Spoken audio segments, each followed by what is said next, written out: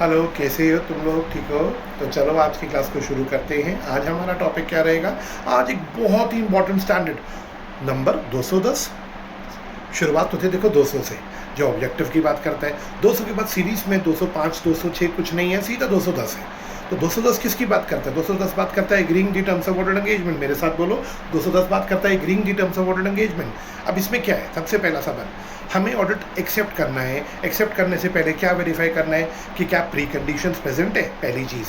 दूसरी चीज़, अगर pre condition present है तो हम टर्म से एग्री करेंगे, ठीक है? फिर ऑडिट एक्सेप्ट करेंगे। तो सबसे पहले प्री कंडीशन चेक करेंगे। प्री कंडीशंस में क्या चेक करना है? जो फ्रेमवर्क इन लोगों ने फॉलो किया, जो फाइनेंशियल रिपोर्टिंग फ्रेमवर्क इन लोगों ने फॉलो किया, क्या वो एक्सेप्टेबल है?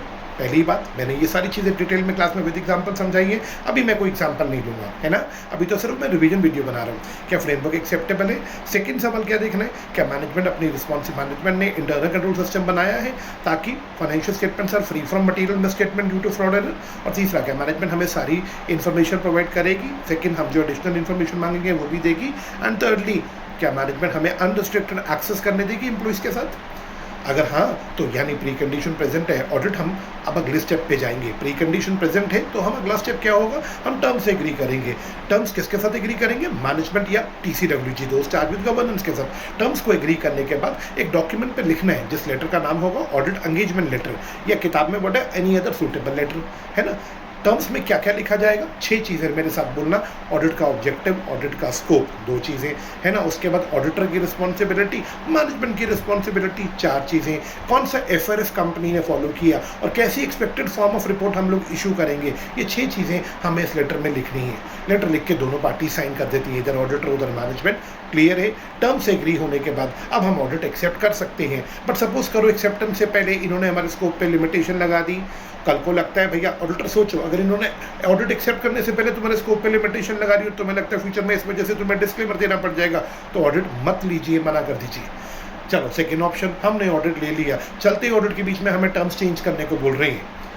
अगर जस्टिफाइड रीजन दे रही है तो टर्म्स चेंज कर दो, डॉक्यूमेंट कर लो, नया लेटर बना लो। टर्म्स चेंज करने को नहीं, अगर रीजन जस्टिफाइड है तो ही चेंज करना, अगर रीजन अनजस्टिफाइड है तो चेंज करने को मना कर दो।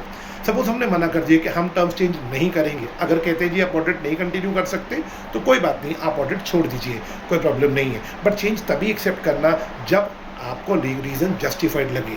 एक छोटा सा पॉइंट और है, अगर कभी ये ऑडिट के बीच में आपको बोले अपनी एंगेजमेंट बदलो, हमें एश्योरेंस का लेवल कम चाहिए, एग्जांपल ऑडिट की जगह रिव्यू करो, तो भी आंसर सेम है, अगर रीज़न जस्टिफाइड है तो करेंगे।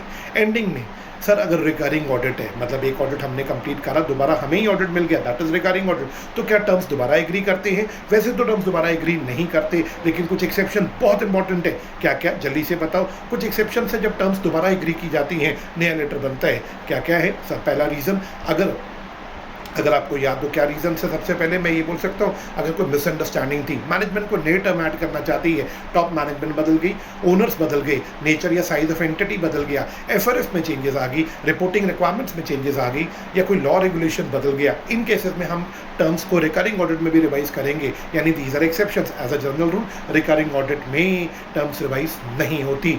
सुपर डुपर इंपॉर्टेंट स्टैंडर्ड है। लास्ट पॉइंट, रिकरिंग ऑडिट तो वेरी इंपॉर्टेंट है, छोड़ के बिल्कुल मत जाना। 3.5 मिनट में हम लोगों ने कंप्लीट किया। Bye all.